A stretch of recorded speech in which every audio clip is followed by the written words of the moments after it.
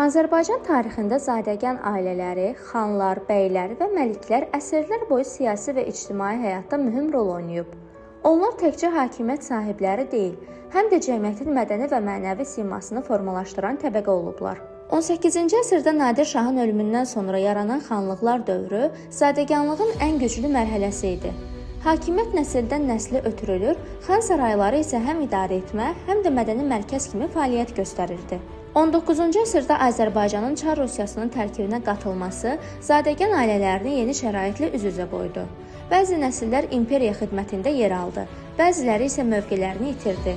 Buna baxmayaraq Bakıxanovlar, Naxçıvanskilər və Cavanşirlər kimi ailələr tarixdə iz buraxdı.